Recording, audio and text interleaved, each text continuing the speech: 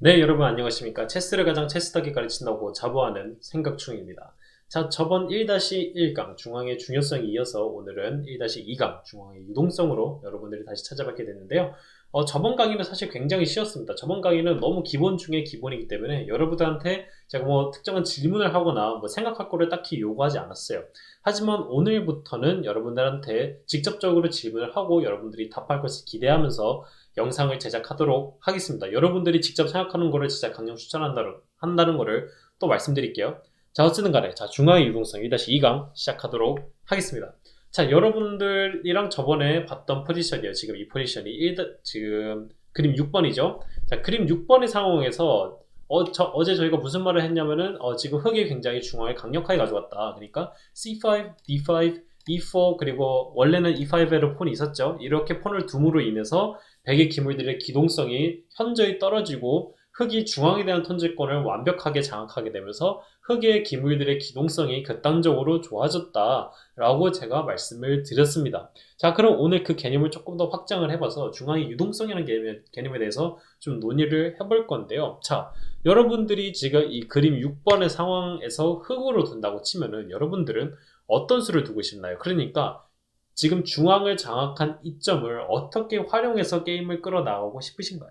뭐 많은 분들이 뭐 나이트 C6 아니면 뭐 나이트 F6 같은 무난한 수를 선택할 가능성이 굉장히 높습니다. 왜냐면은 뭐 실제로도 좋은 수예요. 왜냐?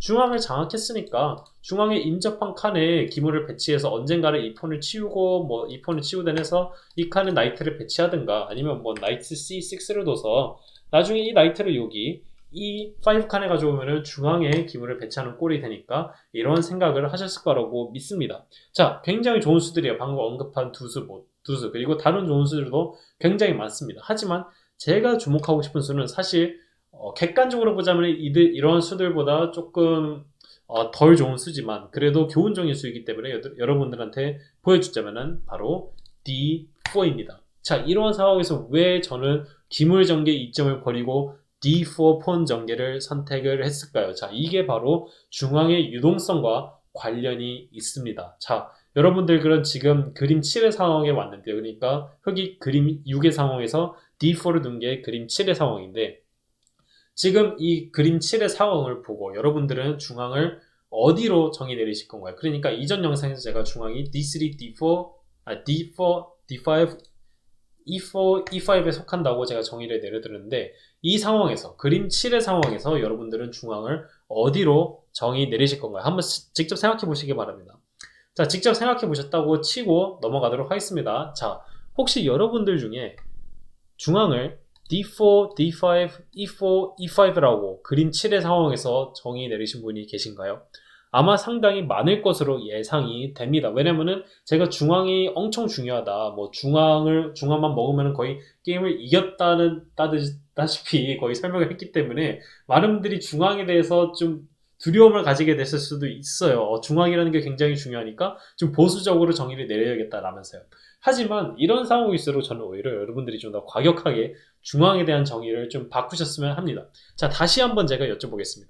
중앙이 어디일까요? 자, 이번에는 여러분들이 어디를 선택하실지 굉장히 궁금한데, 자, 일단 이렇게 선택하신 분들도 맞습니다. 이렇게 8칸. 그러니까 C4, C5 이렇게 해서 F4, F5까지 폭넓게 속하는 칸이 중앙에 속한다. 라고 말씀하시는 분들의 말도 일리가 있고요. 하지만 저는 여기서 구체적으로 딱 집어서 4칸만 꼽자면은 저는 D3, D4, E3, E4 칸을 뽑고 싶습니다. 자, 왜 그러하느냐? 이것이 바로 중앙의 유동성이랑 관련이 있는데, 자, 체스에서의 중앙은 항상 움직입니다. 그러니까 제가 무슨 말을 하고자 하냐면요.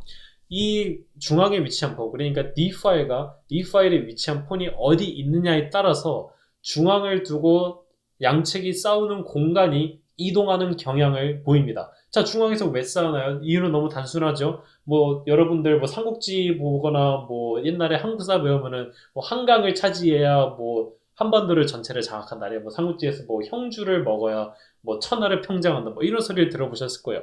체스도 마찬가지입니다. 중앙을 장악한 자가 체스판을 장악을 하게 됩니다. 그렇기 때문에 중앙을 두고 피 터지게 싸울 확률이 굉장히 높아요. 그렇기 때문에 중앙 싸움이 일어날 가능성이 높은 곳을 중앙이라고 정의하는 게 더 편합니다. 그리고 그것이 더 효과적이고, 그런 면에서 봤을 때 여러분들께서 보시기에 백의 기물들이 D5, E5 칸을 타격할 일이 있을까요? 현실적으로 봤을 때 없죠. 이 칸을 왜 타격합니까? 아무것도 없는데. 백이 타격할 만한 공간은 바로 D4, E4가 되는 겁니다. 왜냐면은 지금 이 칸들에서 흑의 폰들이 딱 버티고 있기 때문에 자신의 기물들의 기동성이 극단적으로 제한되고 있기 때문이죠. 그렇기 때문에 저희가 무슨 정의를 내릴 수 있냐, 여기서 뭘 말할 수 있냐, 바로 중앙이 D4, D5, E4, E5 칸에서 이런 식으로 이동했다. D3, D4, E3, E4 칸으로 이동하는 경향을 보였다 라고 말을 할 수가 있는 겁니다. 자, 여기서 몇몇 분들은 좀 반박을 하실 수가 있어요. 아니, 중앙이라는 게 어떻게 이동을 할 수가 있냐, 여기 중앙이 떡하니 있는데, 진짜 체스에서 말 그대로 중앙이 여기 있는데 어떻게 이게 이동을 하느냐, 말도 안 된다 라고 하실 수도 있습니다. 자, 그러면 제가 이런 경향이 어떻게 나타나는지 설명을 해드릴게요. 그러니까 제가 왜 이런 말을 하는지. 자, 지금 이 상황을 보시고 제가 교재에서 써놓은 데인저 클로스라는 용어에 집중해 주시기 바랍니다. 자, 데인저 클로스, 군사 용어예요. 근접 위험 통보인데 한국어로 이게 무엇을 뜻하냐면은, 군대에서 아군의 포격을 보고 잠깐만, 너네 포격 쏘는 거 지금 우리랑 너무 가까워, 우리도 맞을 것 같아, 포격을 멈춰줘 라고 아군에게 경고를 하는 게 근접 위험 통보, 데인저 클로스라는 용어입니다. 자, 그럼 이 상황에서 중앙 싸움이 일어날 거 아닙니까? 지금 제가 방금 전에 말했던 것처럼 이 폰들 주변에서.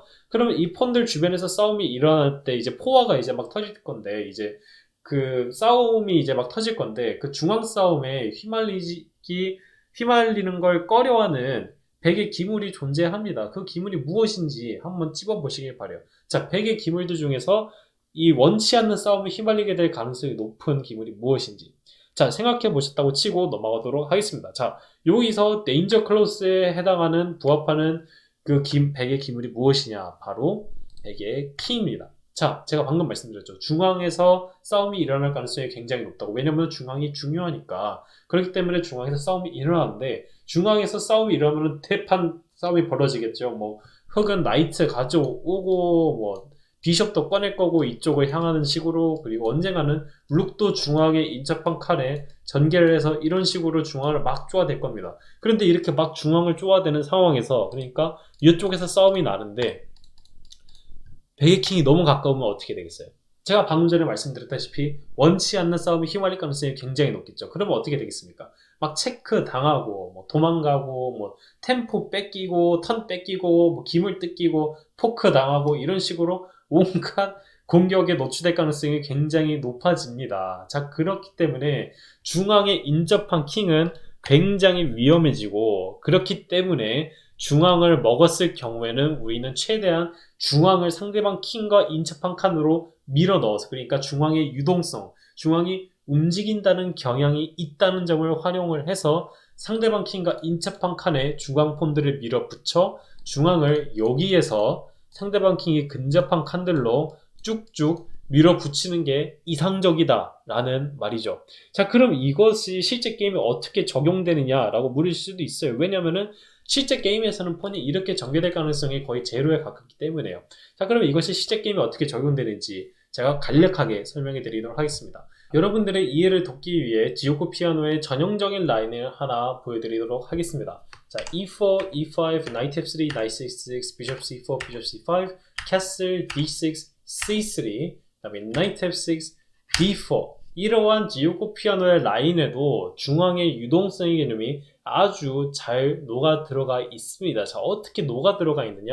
자, 한번 보시면은 백은 흑의 비숍 C5 이후로 바로 캐슬링을 하는 경향을 보입니다. 자, 이것이 무엇을 의미하느냐? 지금 백은 중앙으로부터 자신의 킹을 최대한 멀리 떨어뜨리려는 거야. 자, 그러고 나서 백이 어떻게 하는지 한번 볼까요? 자, D6 다음에 C3, Knight F6, D4를 치죠. 그러니까 무엇을 저희가 여기서 알 수 있느냐? 바로 백이 자신의 킹을 최대한 중앙으로부터 멀리 떨어진 칸에 배치시키고 나서 바로 C3를 치고 D4를 쳐서 중앙 싸움을 거는 모습을 보인다. 그러니까 중앙을 차지하기 위해서 적극적으로 싸움에 임하는데 백이 그 전에 자신의 킹부터 피신시키는 경향을 자주 보인다. 이 오프닝처럼. 자, 그게 왜 그렇다고요? 바로 중앙이 이동하는 경향을 띠고 있기 때문이다. 만약에 킹이 이런 상황에서 캐슬이 안 돼 있는 채로 이 원칸이 있다고 쳐볼게요. 그럼 여기서 폰교환들이 이렇게 막 일어나고 막 싸우는데 킹이 여기서 뻘쭘하게 있으면 나중에 언젠가 체크에 노출될 가능성이 굉장히 높지 않을까요? 아니면 이런 식으로라도 공격이 막 올 텐데 그러면은 백의 킹이 안전하지 않겠죠. 그렇기 때문에 이 지오코 피아노라는 라인에서는 중앙 싸움을 걸기 전에 거의 반드시 킹을 중앙으로부터 멀리 떨어진 구석에 배치시켜서 중앙의 유동성이라는 개념에서 그 중앙 싸움, 그 중앙에서 일어나는 그 포화가 자신의 킹에게 닿지 않도록 이렇게 미리 대비를 한다고 말씀을 드릴 수 있겠습니다. 자, 그래서 이렇게 중앙의 유동성 마무리하고 다음 시간에는 체스에서의 기물전개, 더 정확히는 오프닝에서의 기물전개가 어떻게 이루어지는지 1-3강으로 여러분들을 내일 바로 찾아뵙도록 하겠습니다.